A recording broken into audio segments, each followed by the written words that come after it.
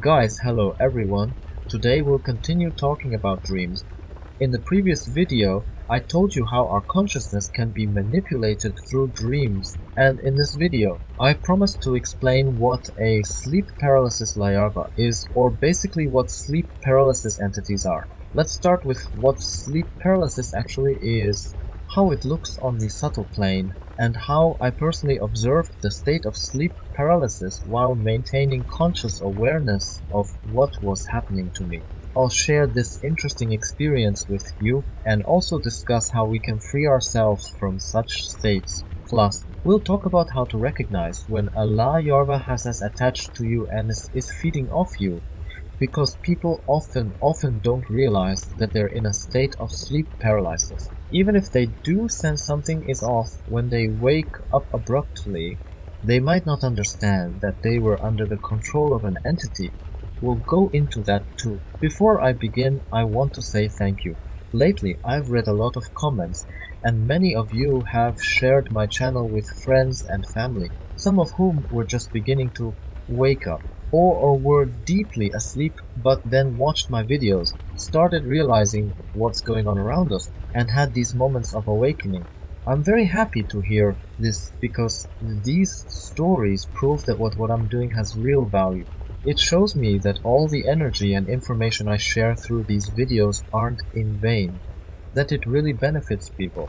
That makes me extremely glad because my main goal isn't just to create content for content's sake. My main goal is to spark your spiritual growth, to help you develop. I don't like repeating myself, so a lot of you might wonder, for instance, how to get rid of these entities I'm describing.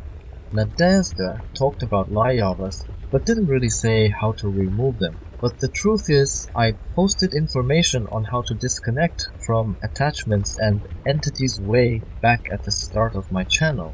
Those were among the very first videos I made, precisely so people could begin practical work right away, so they could get at least some initial steps, even if it was just guesswork in the beginning. Later, I switched more to theoretical information, because theory is crucial to you need to understand the reasons behind what's happening, why it's happening, and how it's happening. I've noticed some people skip my theory videos because they don't see why it's important. They think they just need practical techniques. However, if you don't understand how things work, you can't properly apply any practice. It's like wanting to build an electrical system when you have no idea how electricity works. You can't just jump into advanced tasks without the foundation. If you study to be a surgeon, they don't immediately hand you a scalpel and tell you to remove someone's appendix on day one. You have to learn the theory first. It's the same here. Some people are in such a rush, saying, I need to get onto the subtle plane right away, but they don't realize how complicated and potentially dangerous can be if they don't know basic safety and the underlying principles. Anyway, that's just a little side note. A lot of people seem to overlook the importance of a complete worldview, or the nature of the enemy, so to speak. They just want to charge ahead with a sword in hand, not understanding that they're missing critical knowledge. And by doing that, they often get nowhere. I keep saying there's no magic pill.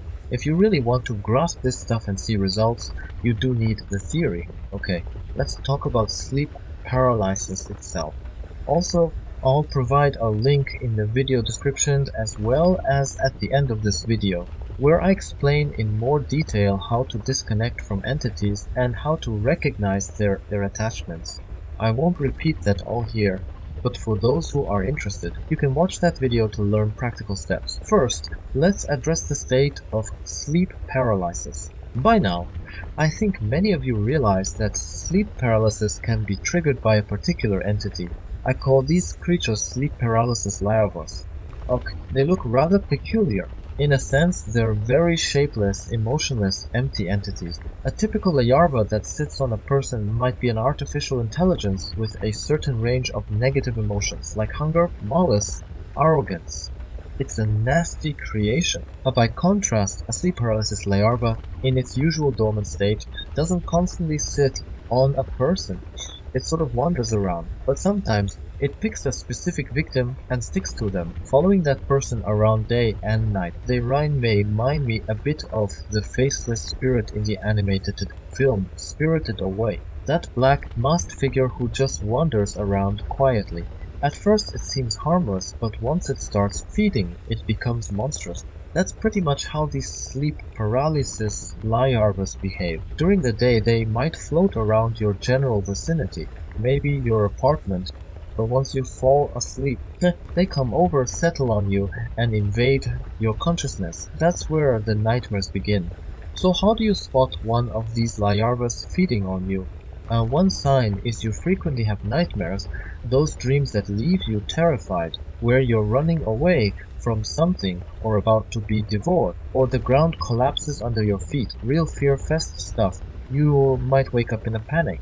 Of course, it could also be connected to watching horror films or certain other triggers, because scary movies act as portals for low-level entities. But in general, having repetitive nightmares is a red flag. Sometimes, in the dream you experience intense emotions. Someone humiliates you or attacks you, and you're screaming or crying with rage. Or maybe you don't remember the dream at all, yet you wake up feeling completely drained, as though you didn't sleep. As though something rolled over you like a tractor during the night.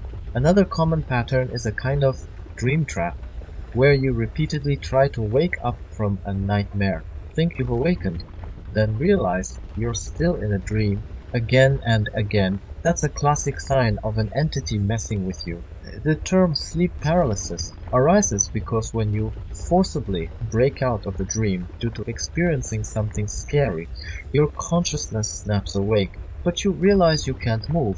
This abrupt waking stems from your conscious desire to escape a terrible dream. Yet you find that your body remains paralyzed for a few moments. That's because the entity has placed your consciousness in a sort of a cage, and it takes a moment to fully reconnect with your physical body. From what I've seen, these larvas essentially is your consciousness in a box like confinement and then project illusions or an artificial dream environment around you. I once experienced sleep paralysis myself and managed to remain calm, analyzing it like an investigator. These entities do not expect you to wake up consciously in the middle of their feeding process. They feed off the fear and emotional turmoil triggered by their manufactured nightmares. Often, they even participate in the dream themselves. You might sense another presence as in your dreams, someone who's controlling or orchestrating events behind the scenes. They can disguise themselves as your deceased relative. For example, to evoke strong grief or sadness, they might pose as old friends or romantic partners to incite arguments or heartbreak. Their only goal is to provoke strong emotion so they can feed. Sometimes you don't remember the dream, but you wake up with a gnawing sense of distress, anxiety, or sadness with no clear explanation. In many cases, it's because the entity deliberately wiped your memory of the dream, but your body and subconscious still feel that something awful happened. Another clue is restless sleep, tossing, turning, talking, or even screaming in your sleep. It's a sign something might be interfering with your consciousness. Let me share a personal example from 2020. I'd seen these entities before, but in 2020 I actually perceived the structure of that sleep paralysis cage. I was sleeping at a friend's place, and at night I found myself in a dream where some random woman was insulting me. In the dream, I started screaming back, throwing things at her furiously. Yet simultaneously I was sort of standing off to the side as an observer, feeling, wait, this isn't me. Why am I reacting like this? I realized it was a scripted scenario designed to provoke me, and the me that was raging in the dream was just a puppet. At that point, I became fully lucid. I recognized I was in a dream, but my consciousness was locked in a cube-like cell. I thought this must be sleep paralysis. I can't move my real body. My conscious self tried to shake the bars of that cage, and the entity feeding off me suddenly felt pure panic, because once you realize what's happening and begin resisting, it's at a huge disadvantage. These larvas are actually very weak when confronted.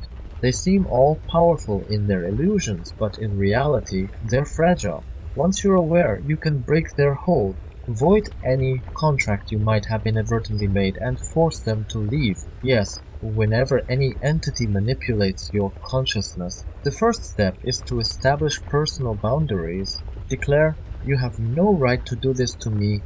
Leave my energetic space right now and never come back. Then you revoke whatever permission was given.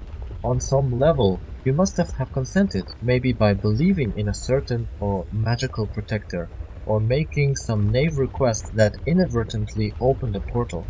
However it happened, you have to cancel that agreement. Again, I'll include a link at the end of this video and in the description, referring you to my early content where I explained how to detect and remove attachments. I highly recommend watching that as well as my video on personal boundaries. Understanding and applying those concepts can dramatically improve your life. Now, for those who want updates on global or behind the scenes events, stuff about the globalists, world happenings, and so on. Once upon a time, I often uploaded that to YouTube, but I've decided to move that type of content to my Telegram channel called Ancient Souls because YouTube has become quite restrictive about what we can or cannot discuss. Some topics are like he who must not be named, and I already have one strike on my channel.